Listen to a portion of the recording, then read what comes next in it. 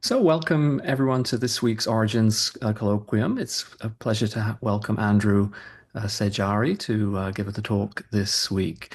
So, Andrew, as we were just chatting, has degrees in mathematics and in chemistry from Yale, before he then moved to do his PhD at Harvard, which he finished just last year in physics, astrophysics. And now he is currently a Hubble Fellow at Princeton. And during his career, he's been developing very advanced methods to study the interstellar medium in our galaxy, as we'll hear about today. So, welcome, Andrew. Thank you. Yeah, thanks for having me. My research program is really all about interstellar dust. That's what gets me excited and gets me up in the morning. I want to know where it is, what it's made of, and how it's moving. And I'll try to touch on some of those topics here today. In the first sort of formal aspect, I'll talk mostly about the spatial component. So I've titled this talk Mapping Milky Way Dust in N Dimensions. And so in the first half of the talk, the N will equal 3. It'll be very classical 3D dust mapping, and I'll sort of tell you about the state of the field and how we've pushed the field further by an order of magnitude in certain directions. And then in the discussion, I want to emphasize some interesting open questions in dust chemistry, how I think we've started to get at those, and if time, we can talk about the methodology and other really interesting uses of some of the spectral features of dust. All of which in the second half actually uses APOGEE, which I know is near and dear to the heart of many people at UVA. Okay, so let me let me click through here. Right, so the talk has three components. We'll probably just focus on the first two. And the first one is about high resolution 3D dust mapping and how that's facilitated by knowing and thinking hard about algorithms for doing photometry on structured background. Okay, so maybe in a talk that's titled The Cosmic Origins Colloquium, you're expecting people to answer questions like, how did we get here? That is not what I will answer. I will answer much more mundane questions like, where even is here? That is what 3D dust maps like this one try to answer. The sun is at the center of this map. It's built based on Gaia XP extinctions. It has exquisite Cartesian resolution, so galactic X, Y, and Z. But it reaches out to only about 1.25 kiloparsecs. So other 3D dust maps that you might have heard of before include Base Star 19, which is this one shown here. It reaches out a bit further to around 6 to 8 kpc. And now we're looking down on the disk, and you can see that there's about a third of the disk that's missing. That missing hole is what I'll talk a little bit about how we filled in and how we push forward both the methodology for the photometry and the methodology for the 3D dust mapping inference to achieve an order of magnitude increase in the angular resolution of 3D dust maps.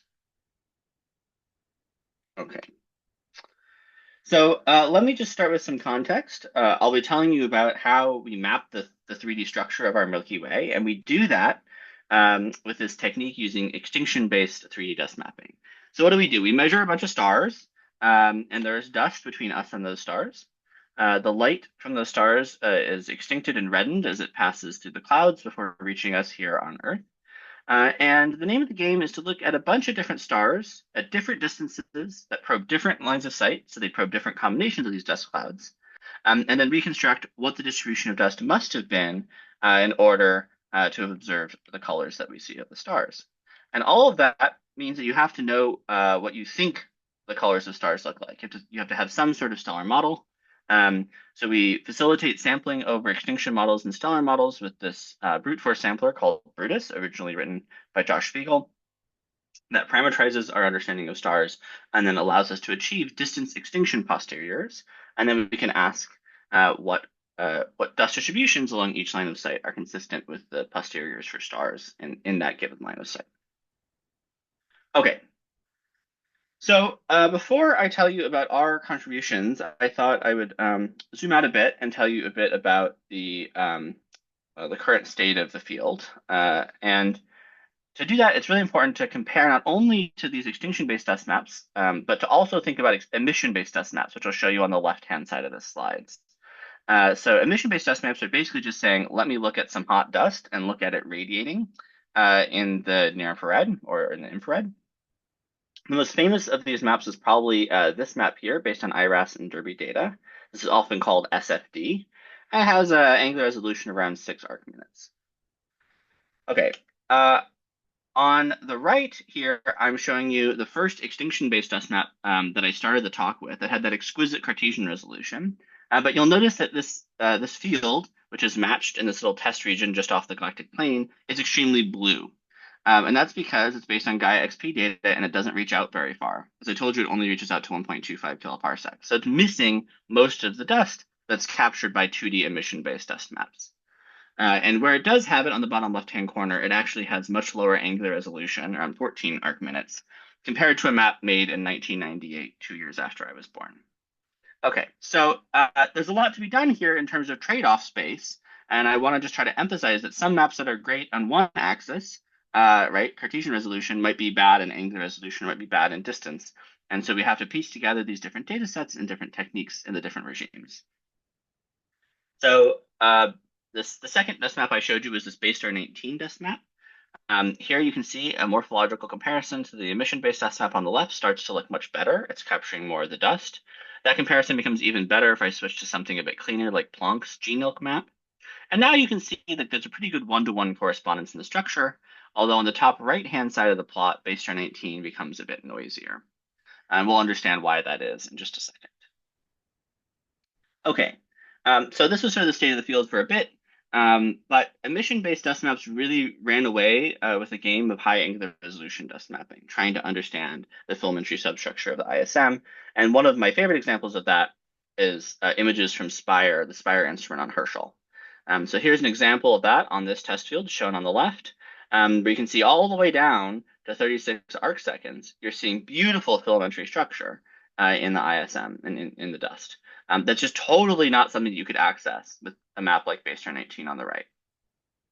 Okay, so this is a sort of a challenge to move the dust mapping forward to begin to match these angular resolutions in extinction that we met. And that's what I'll tell you a little bit about, which is a dust map based on the DCAP survey. So that allows us to achieve an extinction-based dust map like the one shown on the right, that I would argue is a pretty good morphological match for the Spire image on the left, where they're both present. This map actually reaches out a bit further because it's based on deep optical and near-infrared photometry. It reaches out to around 10 kpc. And we'll talk a little bit more about the photometry as we go on. The other main thing I want to call out here is that, to my knowledge, this is the first 3D dust map that actually has a well-defined notion of a point spread function. That is very useful when you're trying to compare these two maps. And one reason you might want to do that, one reason you might want to compare the emission to the extinction is to look for temperature variation, for variation that might say that there's some, O and B star cluster that's heating the dust. Or you might see that there is a variation in the ratio of the emission to extinction where you think temperature is constant, and does that tell you something about the properties of the dust themselves? So there's a lot to be done by taking ratios of these two maps that hasn't really been possible before, since the maps weren't on the same pixelization and same point spread function. So that's a nice advantage. Okay, the one other thing that's important to emphasize here is that now that these two images are on similar angular resolution scales to facilitate that comparison, it's really important to remember that the images on the right have all been integrated through the 3D volume. So I've been integrating them to some large distance. In this case, I've been integrating to 7 kpc, and I can play a video that undoes that integration or integrates to smaller and smaller distances. So you can see that we can disentangle the beautiful structure you see on the left in ways that you could never do with an emission-based dust map.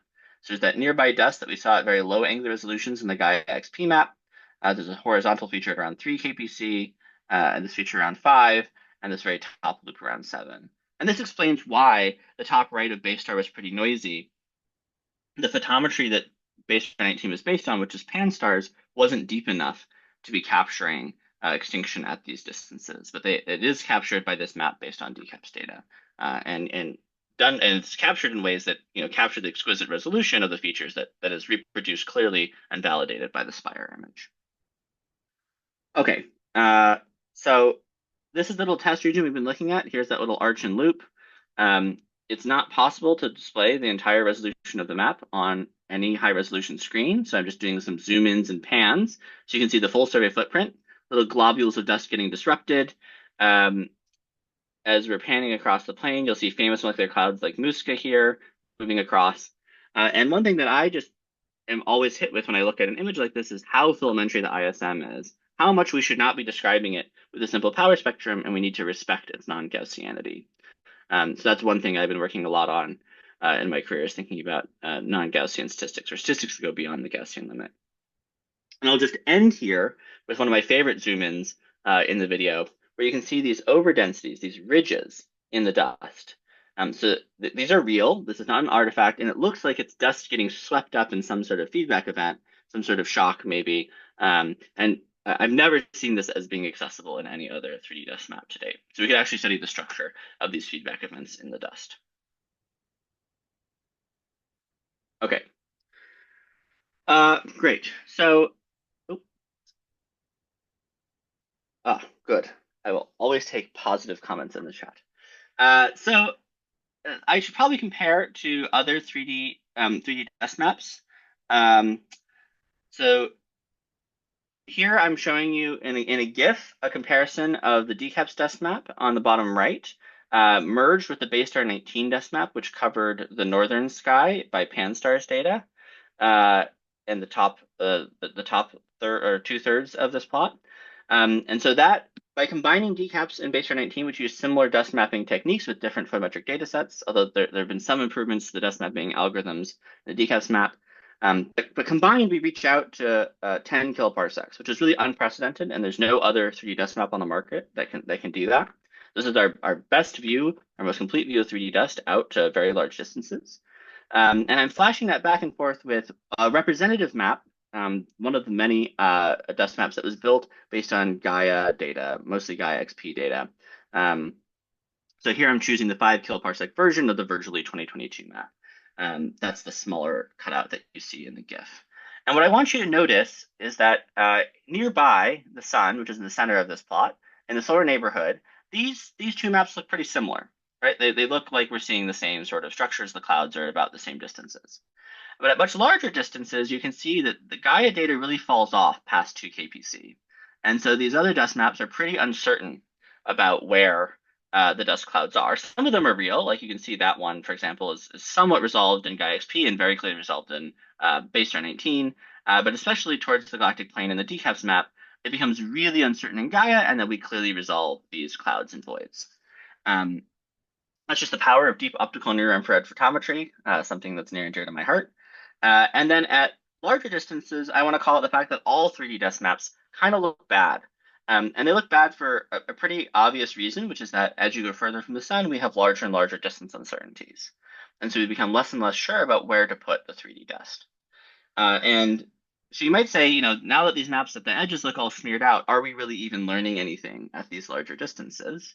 And one way to validate or answer that question is to make plane of sky plots.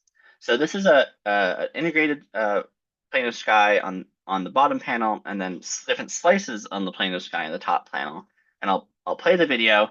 And what you can see is that even if we're uncertain about the distance of some of these clouds, the slices on the plane of the sky look like filamentary structure in clouds. That's a validation that we are still learning something about the dust. We really do see and understand where it is. We're just pretty uncertain about the distance it is away from us at these larger and larger distances, and these distance bins are spaced logarithmically in distance to reflect that uncertainty. So obviously, with more data, we could do better, but we're still learning something about the 3D dust, even if we don't know where to put it at large distances. Okay, so that is a quick ad for a really cool data product that I hope people want to play with. I want to just spend a little bit of time telling you about the data that's behind it and how we made such a dust map. And so one of the keys of that dust map is the photometry from DCAPS 2, the Deccan Plane Survey. And so what is the Deccan Plane Survey? If you haven't heard of it already, it's sort of a smaller survey. It was run by just a few people. But it's an optical near-infrared survey of the galactic plane, and it was really motivated by looking at a coverage map of the sky prior to its inception. So here you can see in the optical and close near-infrared, Pan-STARRS 1 covered most of the north, and then there's this big hole in the southern hemisphere where Pan-STARRS couldn't see. And in that hole, you'll notice that there really wasn't a lot of optical near-infrared photometry. So VVV and sort of JHK did a small portion of the plane here, and at much longer wavelengths, there's glimpse coverage. But other than that, there wasn't really high quality optical and infrared photometry here. And so that's what we set about to solve. Um, we did this to plus or minus 5 degrees off the galactic plane with DCAPS 1, which is our first data release, led by Eddie Schlafly. And then I led the second and final data release to plus or minus 10 degrees off the galactic plane, which is shown in green here, what our footprint looks like. And we explicitly and intentionally engineered overlap with the Pan-STARRS footprint for cross-calibration to set these maps and the photometry on similar photometric systems. Okay, so this covers about 6.5% of the sky with the DECAM instrument on the Blanco telescope at Cerro Tololo in Chile. And it covers this footprint in 5 bands to an average depth shown here. So G, R, I, Z, and Y, if you know the filter names. And these depths are several magnitudes deeper than Gaia. So you should think about this as deep, high-quality optical and near-infrared photometry that's well calibrated. And one thing I'm really proud of is that this small, 6.5% of the sky survey actually produced the largest photometric catalog to date, clocking in at 3.32 billion sources built off of 34 billion detections. And that's because we worked really hard at finding all the sources and at the deblending problem. And then we, of course, worked hard at measuring the flux as well. And I'll show you a little bit of the algorithm for those things. Um, this survey has had a fairly large impact on the broader community because maybe a slightly little known fact is that Gaia's selection function, the empirically calibrated selection function that they are currently delivering all sky, was empirically derived on a cross match to our survey footprint because of the deep photometry and high quality calibration of our photometry. So that entire selection function is built on an empirical cross match to DCAPS, and that was work led by Tristan and Hans Walter at MPIA. Okay. So I can't talk about an imaging survey without showing some images from the survey. Here's a beautiful dust cloud on the top right, causing some reddening to some stars. And I'm just zooming in here on what is only a moderately crowded field for this survey. So here's a real image that I've stretched super hard so you can see the noise.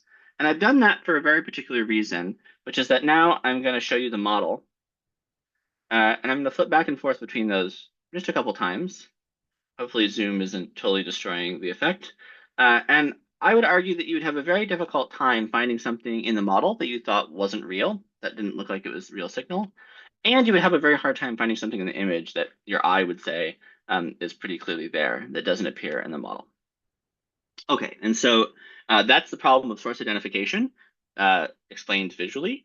And that was implemented by a state-of-the-art crowded field photometry code written in Python called crowdsource, which was originally written by Eddie Schlafly, that I also am a co-developer on. And that's half the problem. That's finding the sources, making sure that you don't introduce fake sources, that you can pull apart sources that are close to each other and on top of each other. But then you want to make sure that you've measured their fluxes correctly. And that's actually, in my opinion, the bigger problem. Because most photometric codes know how to operate at high latitudes, but don't spend a lot of time working on the crowded limit and the dusty limit and the gaseous limit in the plane. So I just want to zoom out to say that I think algorithmically, astronomers have been in one of two camps when they try to analyze an image.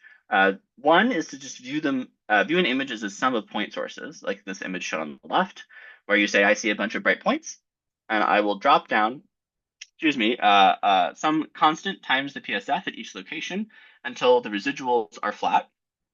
Once the residuals are flat, I'll just call it a day. I've done all my modeling. I have a photometric catalog. Hooray! And that's the sort of high latitude limit that a lot of people use. On the other hand, when people do image-like data analysis, for example, for the CMB, for this image from Planck, we see much longer range correlations, and people often approximate these longer range correlations by some power spectrum. Say, okay, I have this long range correlation. I assume there's some Gaussian process here, and I'll describe it often by a 1D angularly average power spectrum. Unfortunately, our problem working with images of stars that also have a bunch of ISM in them is what if you have both?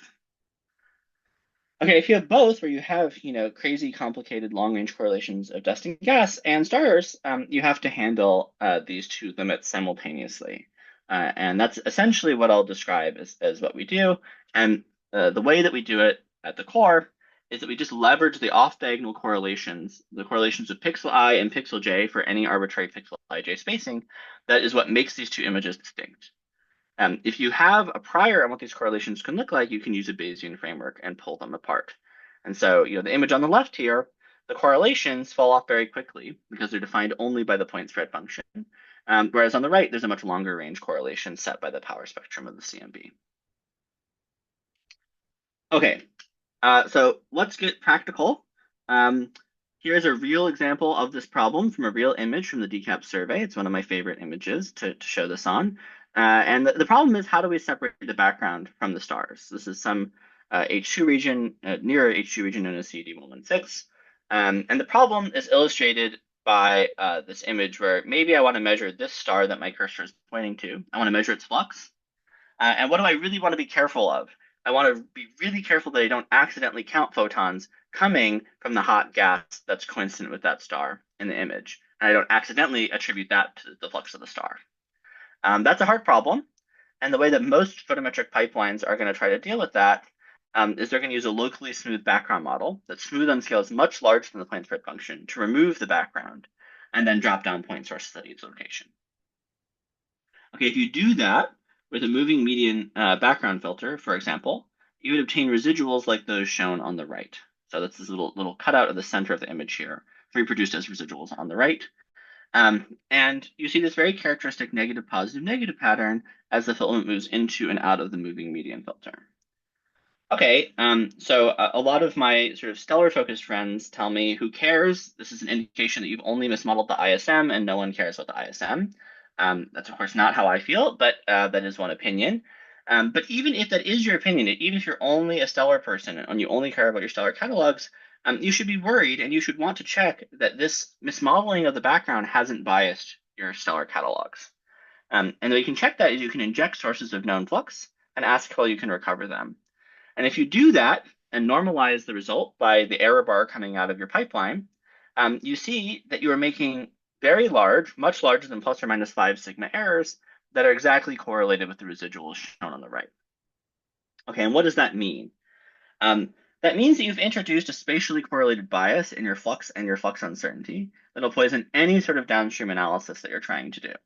But especially it'll poison that downstream analysis if you're interested in the structure of the ISM that's causing this bias. If you're interested in, for example, 3D desk mapping, as I've been trying to tell you about.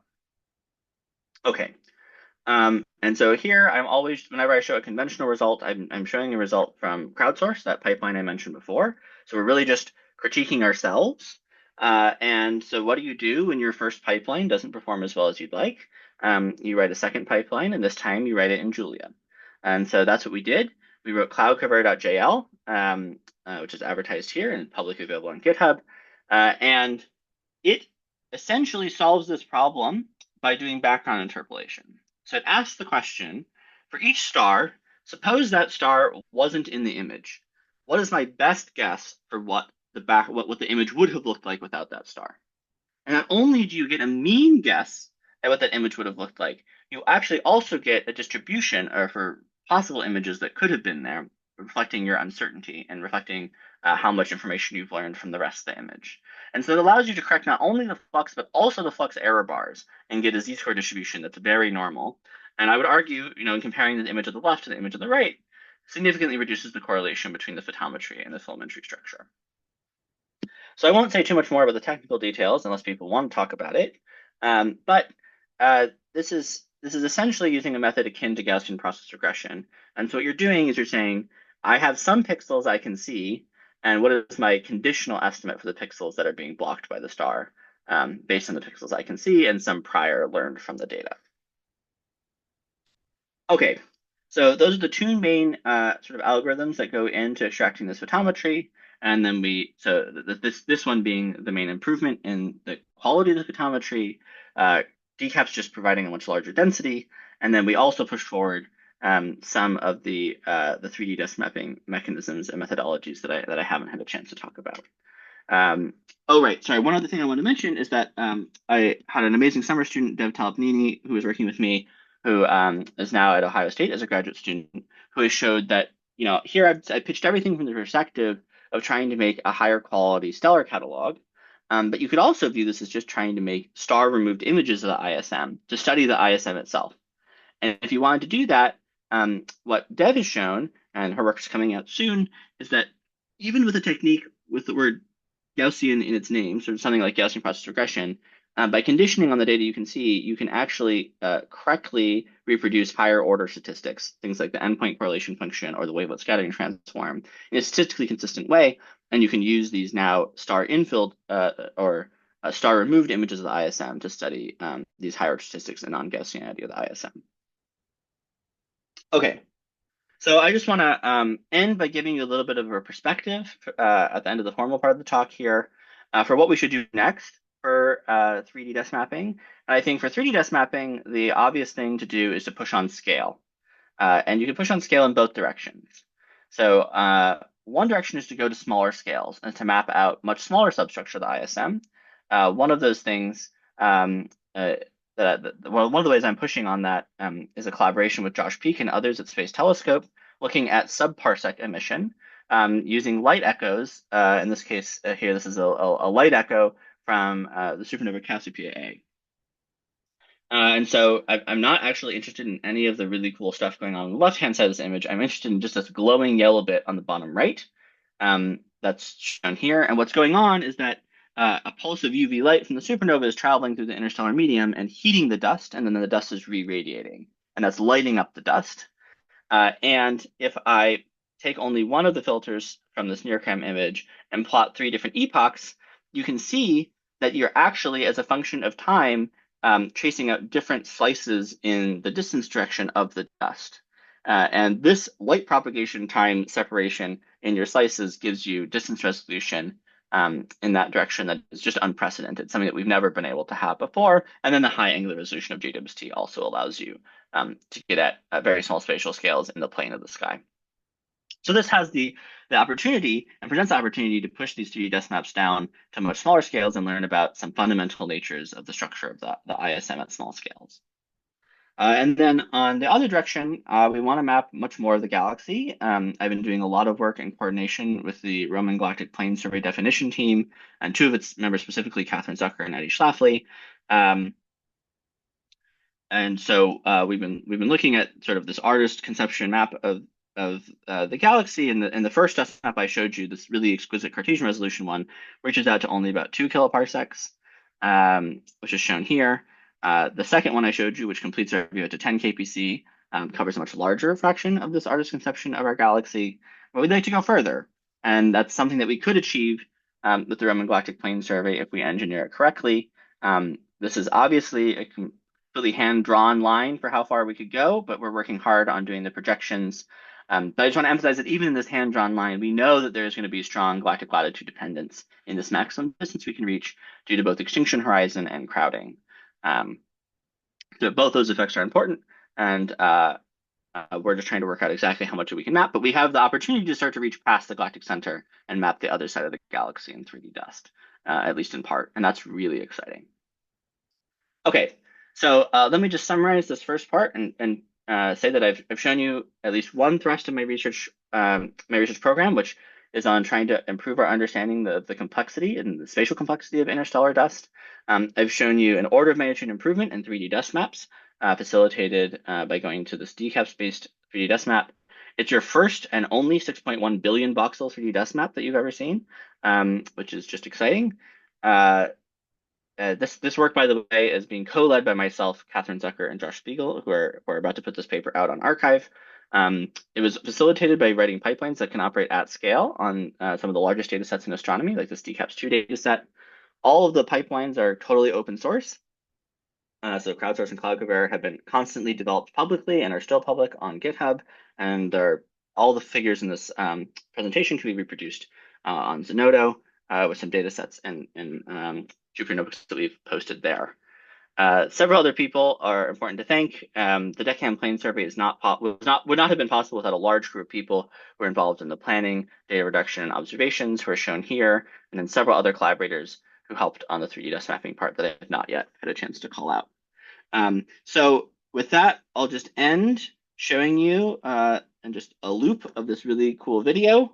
maybe we'll take some questions on the formal part first, and then I'd be happy to shift to talking about some open questions in chemistry and kinematics of dust that I've been thinking about lately. Great. Thank you very much, Andrew.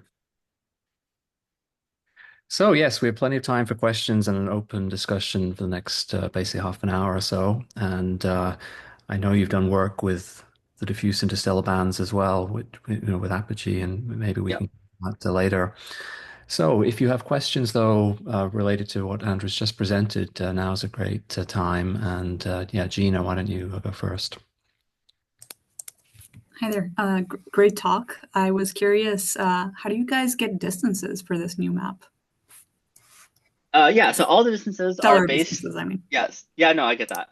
All the distances are posteriors. They're not, true distances, but you're measuring basically four band photometry.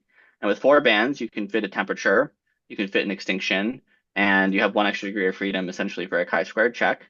And so you're basically just comparing a bunch of stellar models and saying, is this consistent with a giant at large distances behind a lot of dust or a dwarf close by behind a little bit of dust? Do the colors make sense? And does the extinction curve intersect an isochrone at the right place? So these fits were done via mist models as our stellar models, which have some great benefits, but also some big drawbacks for what stellar types they can model well.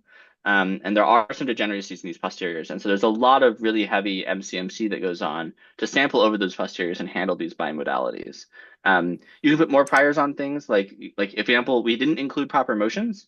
Something like Roman should measure proper motions for a lot of these distant stars. You could put in priors on what we think the distribution of stellar types is the function of proper motion. But about a quarter to a half of these stars have even some sort of parallax measurement, and that can help break the degeneracy. So I didn't mention it, but we fold in Gaia parallaxes where we have them, for example. That was the question. Okay, thanks. Yeah. And maybe I could follow up then a few things related to distance. As you may know, then in star forming regions, Mark Reed did a whole bunch of work, the Bessel, parallax distances to dense molecular cloud, star forming clouds. Have you thought about trying to tie down some of your distant gas clouds to frame? I think we haven't intended to tie down to it, but instead provide an independent measurement of some of those clouds. And where we have done those comparisons, things seem to look pretty good. I have not been the one leading those comparisons, but definitely have been doing those comparisons, and I think they're a nice independent check. And in fact, in the kinematics portion, if we get there, of the things that I would be happy to show and talk about, I think using spectral features of dust to measure the kinematics and do a 4D reconstruction that is independent of a small set of masers, but instead uses a large set of dust tracers is a really nice independent way of getting at those questions that matches really well with the goals of the Bessel survey. Right, because the Gaia distances themselves. I mean, we've done. Trying to remember now what we've done using Gaia, working out at say 4 or 5 kiloparsec distances on clusters, for example. We can get reasonable distances from Gaia if we average known stellar features, but you're doing individual distances to stars, and maybe that's another direction you can go to, obvious star clusters. Uh, yes. I mean, I want to say that one thing is that we're doing the joint fit of the photometry and the parallaxes at the same time. So you don't need an especially great parallax to resolve what stellar type you must be to break some of these giant dwarf degeneracies. You just need some measure of the parallax. So it's sort of like a spectrophotometric distance, if you will, is you're doing both at the same time. Mhm. Mhm. Right. And then let's see, related, I mean, there are, as you know, in the interstellar medium, there are these very long filamentary features that have been found. I mean, Catherine Zucker herself has done many of them, which can extend over hundreds of parsecs. So now I'm trying to understand how they'll appear in your map. So you see them, they're discrete features, but you're not quite sure of the true. Yeah, our distance resolution on them is a bit lower than we'd like. I think a lot of the really cool filamentary structures that people have found are sort of at this sort of few kpc level where some of these dust maps start to fall off in their distance resolution. That's why I think pushing on the angular resolution side of things, as I've been doing here, is really important because you can at least see them in the plane of the sky. You can study their plane of sky distribution and then match them to some of these velocity and other gas tracers that people have used. Mhm. So I think, I mean, you do see them in this map. Hopefully, that's scrolling in front of your face right now. You do see some of these photometry structures, and at least when you play these integration videos, as I showed you in that little test patch, you can start to pick them out in terms of general distance bin from the rest of their environment. We haven't gone through and started playing that game with this dust map yet. We are still finalizing the release into the dust maps Python package, which is what we've been working on the last few nights to get it into your hands so that people can start playing with these extinctions themselves. But we certainly are interested in studying the substructures that are present in this image. Mhm. Mhm. Great. Other questions from folks about what's been presented so far? Ilse, please. Really, really cool stuff. Thanks, Andrew. Um, I it's sort of related to questions you've answered, but I am curious how your fitting um, of the stellar parameters compares to other attempts to do this, either for nearby, further, just how when you're dealing with things in a large aggregate sense, my intuition says it's harder to fit any one star better, but you fit so many stars that you get this broad, beautiful map because you're aiming not necessarily to build the best catalog of stars. You're just trying to extract, or just you are extracting an incredible map here of the ISM and the dust. I am sort of curious, like how well you do on a star by star basis. Um, you might know why I am asking based on our discussions we had in the past, but also I'm asking because we have a lot of interest in this for other projects I'm involved with that are like trying to fit, what the distribution of stars are, young stars are compared to the matter around them. Yeah. Okay. I mean, first of all, just acknowledge that what you're saying is true, right? That like as an individual per star basis, we do not have 1 billion stars at stellar parameter, precisions that are going to blow your mind. But we have 1 billion of them.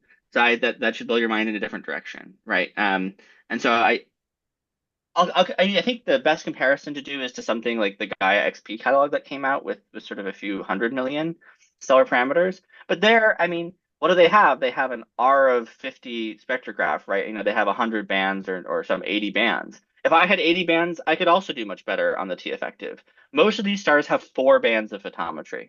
That's the requirement that we imposed for a star to go into this map. That's the minimum number of degrees of freedom that you need to estimate extinction, T effective, and some chi-square check. Um, so yeah, I don't have the number off the top of my head. We have released the posteriors from a previous run of Brutus that is called the Augustus catalog. That paper I think is out on archive already. Yes, the names are silly. This catalog will also be public. The main problem is figuring out how to serve people the data because it's so big. But yes, you can grab the posteriors. I've done a little work myself on trying to validate what stellar parameters look like. The extinction and distances look great because that's what we cared about. The T effectives look okay, and the metallicities look not so great. So I wouldn't necessarily trust the metallicities too much. It's not a strong handle on metallicity with just 4 bands, for example. Do you Uh, see like metallicity gradients though, or anything like that, like I, on a I'm broad scale? I'm not going to say anything while being recorded about that. We are looking. Got it. Okay. But I mean, we certainly see interesting stellar populations and overdensities. I think we see open clusters and globular clusters pretty clearly in some of the stellar parameter space, but also just in density. And some that I think aren't necessarily cataloged, and that's one direction to go here. So I think in aggregate, there is a lot of power, and I think you would have to actually use the large scale nature of the map to get at some of the questions you're interested in. But it still is a unique data set that might get you to places that Gaia XP can't get you. And then what else are you going to do but use the catalog? Yeah, wonderful. Thank you for the talk. That's Yeah. great. So then just following on for that, and then we'll come to Shazreen, but you mentioned a well-defined PSF of the dust map. So Yeah. just remind me, you have to aggregate, so you have information to every individual star, but then don't you do have to average the stars together, don't you, to get a Yeah. So resolution of your dust map? Perhaps you can just remind us what is the yeah, no, so let's see. I don't know if I have a plot here that's good for that. Yeah, I don't really think I do. Okay, so yeah, you're correct. The way that people have classically done this is you just take some helix pixel in the sky, you say, okay, all the stars in this helix pixel, let's add up their distance extinction posteriors, that maps out some distance extinction space, and then you fit a line that is monotonically increasing so that sum of those posteriors over that helix grid. Uh, and that works, but then, sorry, I'll just stop this so we don't keep staring at that for forever. That works, but it gives you a map that's pixelated that's actually exactly undersampled. It's critically sampled. You have pixels that are totally independent of each other, and totally independent pixels are not good if you want to try to compare two maps. Right? That is basically saying your PSF is smaller than your pixel. I mean, there's literally no PSF in the case that I just described.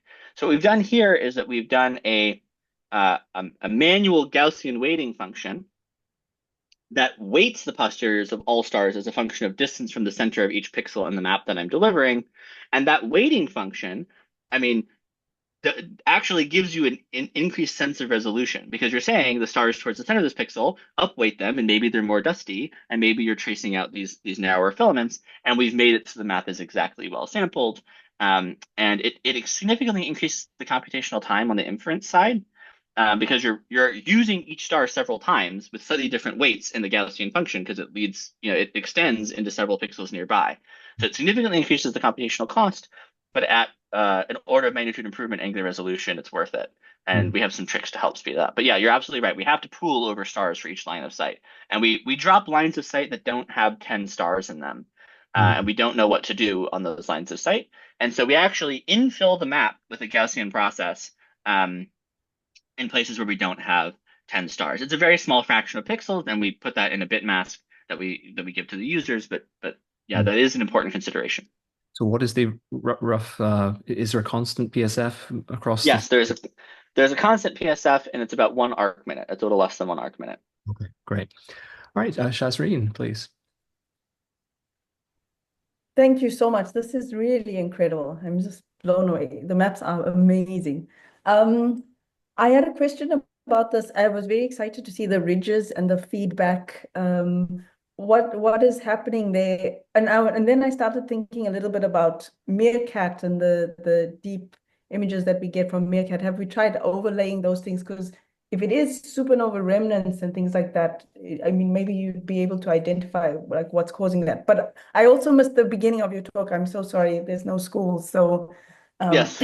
yes, it's been a challenge to get on. But yes, it's just stunning, and also I'm interested in these ridges and the feedback.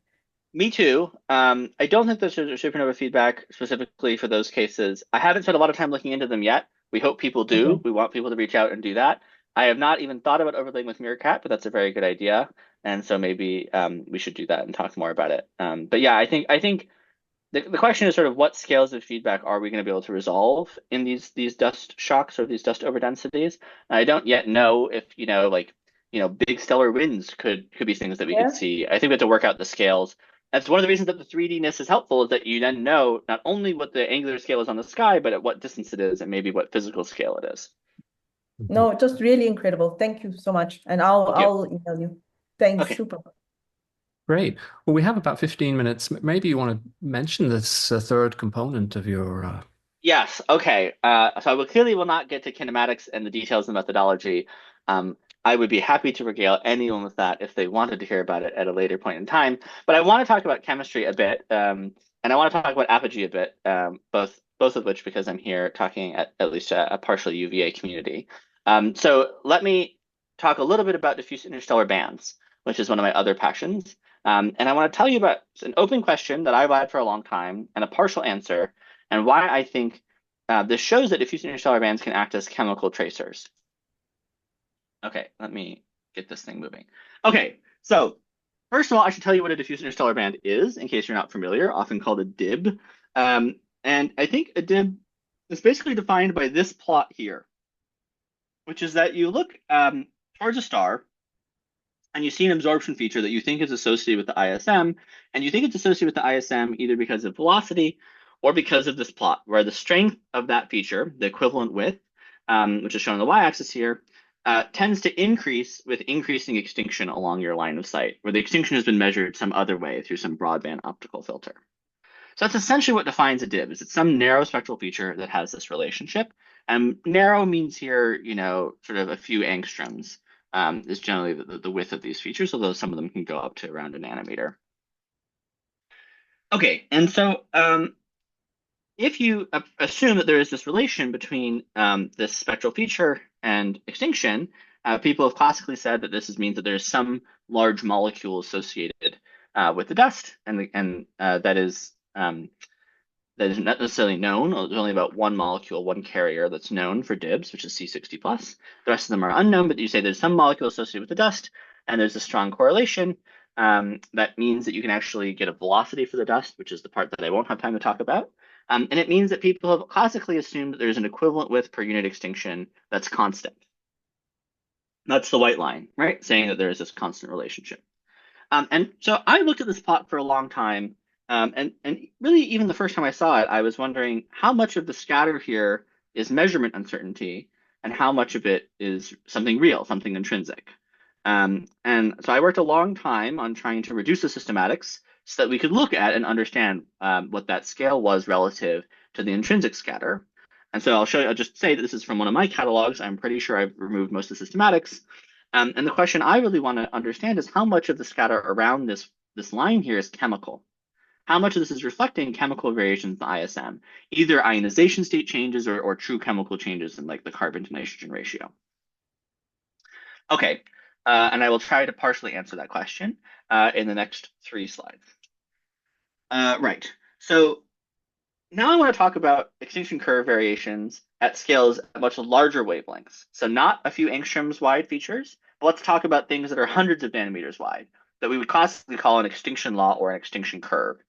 And so this is work that I'm showing, preliminary work that I'm doing in collaboration with Greg, and it relies on this data set that he put out in 2024 based on Gaia XP data, where he measured an extinction curve to every single star, well, not everyone, but most stars, 220 million stars in Gaia XP's catalog. And he measures the extinction curve to each of them at the same time as measuring stellar parameters. And you see that the average extinction curve just looks like this thing that falls off that matches our intuition. So there's more extinction in the blue, less extinction in the red. Fine, this probably looks like every extinction law you've ever seen before. But what he also did by estimating each of the extinction curves to each star is he measured components of variation, eigenvectors of the variation in the extinction curve, and can plot the coefficients in front of those eigenvectors on the sky. Okay, that's pretty interesting. He did up to a total of 16 eigenvectors in this expansion. I'm only showing you the first few. But if you plot the average of those coefficients in front of those eigenvectors on the sky, you see spatially coherent structure. Things that look real, things that look like dust clouds and photometry structure. They don't just look like Gaia scan pattern or other systematics. Okay, that's interesting. There are several different scales going on here. Some things like slope changes in the larger extinction curve. There's also this like big gray area that people often call the very broad structure because there's this big bump that changes. There are narrower features that people often call intermediate scale structure or ISS, which is totally not an overused acronym in astronomy. And so you see these very narrow features here, shown by the dashed gray lines at 770 and 850. These are these intermediate scale features. So these are smaller wavelength scale features. And the way that I interpret the maps that Greg has produced is that, this first one here, B0, basically looks like it's linearly proportional to RV. Which is a parameter we often use when talking about extinction laws. It's something like 1 over the optical slope. So B0 essentially controls RV. And then I think of the rest of these BI as parameterizing the variations in the VBS and ISS. So these other intermediate scale structure features are expressed by variations in these B1, B2, and B3. Okay, so I've just now told you about DIBs, which are these narrow wavelength features, and I've told you about large wavelength variations in the extinction curve. All these things are variations in spectra with extinction. And now let me just plot 2 of them on top of each other. So the sparse version of this GIF is showing you the scatter relative to that white line I started this section with as a residual. And then the more filled in map is the average of B0, that parameter that's proportional to RV from a dust extinction curve perspective. And all you're supposed to see here when you're looking at this GIF is that there's blue where there's blue and that there's orange where there's orange and that they seem to have the same spatial pattern where they overlap. That tells you that there's correlation in the scatter around that 1-to-1 relation with RV variation. That's an interesting statement. And if you see correlations with the other coefficients, it tells you that there's actually a connection between the extinction features that we see at all wavelength scales, from a few angstroms to a few hundred angstroms to a few hundred nanometers. And that's, I mean, that's not totally unexpected, but it was first observational evidence, and I would argue it is the first observational evidence of that connection.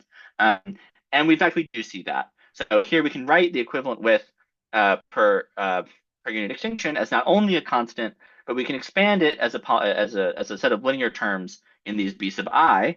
And when you do that, you explain about 20% more, or rather, your predicted equivalent from this model relative to just having a constant changes the equivalent width prediction by about 20%. So it's not a small effect. You know, it's a tens of percent effect to account for this chemical variation. Actually, the one other thing I want to show here, I'm happy to take questions now, but one other thing I want to show is one other linear model. So this is a linear model, right? This is dumb. This is a constant plus some linear coefficients in front of BI to get an equivalent width, which is an integral area under a curve. So it's a scalar model.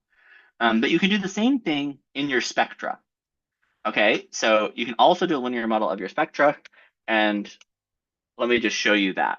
So at each wavelength bin, you can fit a linear model the same way that I just did. So instead of integrating over the equivalent with it, just at every single wavelength bin in the spectra, you say, what is my residual per unit extinction as some constant term, and then some expansion in the B0, B1, and B2. And then the coefficients that you get, assuming each of these fits is totally linearly independent, is essentially a response spectrum. Okay, and if you only have a constant term, this is how people find DIBs. They look for things that correlate with extinction in your residuals. And so here I'm showing you APOGEE spectra residuals, spectra that come out of a really cool methodology that I don't have time to talk about. So this is 1.5 to 1.7 microns.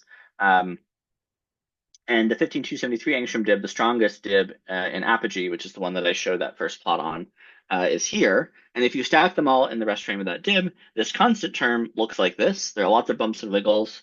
Some of them are real, some of them are not DIBs. And one really important thing to do is to disentangle that by plotting the residuals not only in the dust rest frame, but also in the stellar rest frame. So you can see that there are these sharp lines in the stellar rest frame. Those are just stellar residuals that are not fully being modeled. We worked really hard at modeling the stars. We still haven't done a perfect job.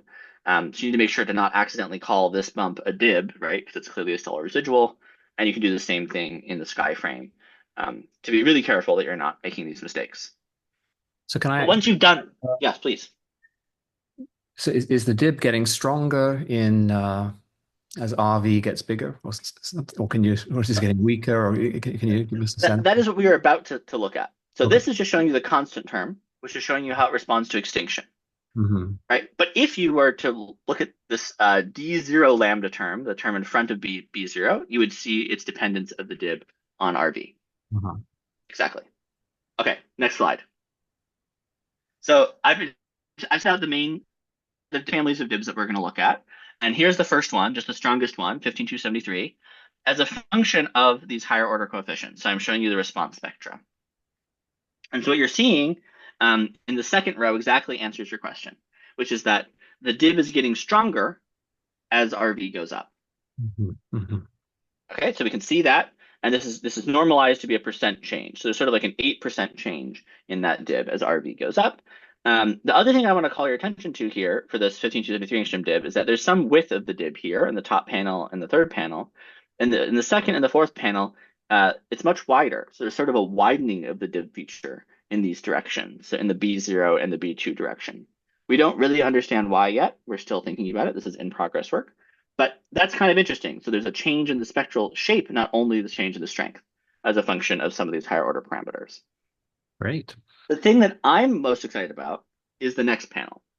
The next panel shows another family of DIBs, where I've highlighted some of them with these dashed lines. And I'm just going to pick out two of them with this light blue highlighting here. So they're both decently strong DIBs. And in the D0 direction, what I want to show you is that one of them gets stronger, one my cursor's on, and the other one gets weaker.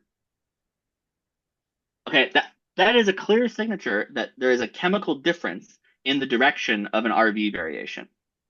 We don't know what the molecules are, but we know that these molecules are definitely different carriers that are giving rise to this DIB, and they are anti-correlated with each other. So whatever is happening in the distribution of RVs, whether it's a size distribution change or something else, it's also picking out a chemical difference as traced by these diffuse interstellar bands. And so you can pick out like these relative responses, these different directions, B0, B1, and B2 for this family. And then there's another family here that basically doesn't respond to D0, but it does respond to D1.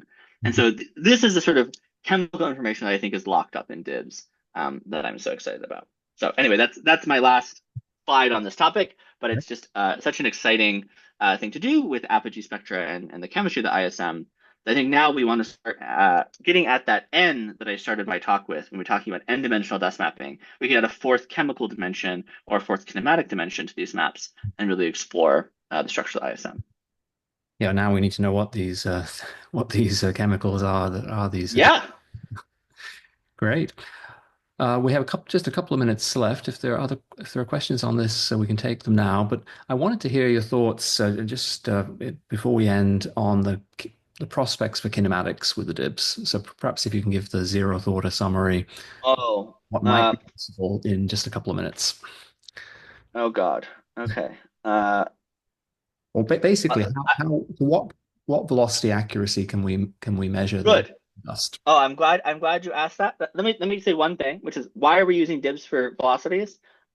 It's exactly the same situation as the 3D dust mapping I told you before, but now there's an absorption feature from the DIB moving at some red-shifted or blue-shifted velocity that gives you a partial distance, which is the background to the distance of the star, and then the velocity of the DIB. And then your question, Jonathan, is how well can you centroid the DIB? What is our velocity precision? We have a big catalog of these. We can see about 150,000 detections of them. And I really hope, yes, I did. I kept the slide. Good. This is the DIB kinematic precision that we can expect, that we've measured in the 150,000 DIB detections. So the x-axis is the signal to noise ratio of the DIB detection, and the y-axis is the width of the DIB. So the wider the DIB is, the harder it is to centroid it. That's sort of obvious, right? Narrow features are easier to centroid. But for DIB detections that are 10-ish SNR, 10 to 15 SNR, and the typical width of the 15273 angstrom DIB is about 2 angstroms, we're getting between 2 to 4 kilometers per second in our velocity precision. And I just like to remind people that the 12CO composite survey that most people use when they do large-scale kinematic work in the Milky Way has a 1.3 kilometer per second precision. That's not to say that 12CO can't be higher precision, but that's the precision that we have in these large area surveys, the Dame et al. Map that most people are familiar with. So if we spent a lot of time integrating and focused on measuring DIBs, we could get competitive velocities with distance estimates, background distance estimates to do this. And that really changes you from the regime of gas maps where you have no idea where a distance is to something that has partial distance information and competitive velocities. Does that answer your question? Perfectly, yes. It's really great. Very good then. Any last questions for Andrew before we end the recording? If not, let's thank Andrew again.